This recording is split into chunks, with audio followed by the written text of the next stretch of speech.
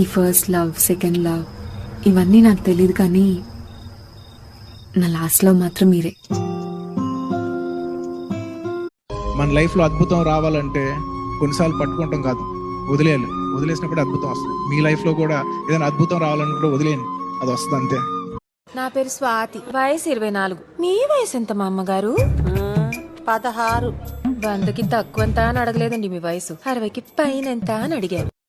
Look, మీ మరదలు అందంగా ఉంటే పూజ చేసుకో, భజన చేసుకో, కానీ నేను మాత్రం అందంగా లేనని కామెంట్ చేయకు.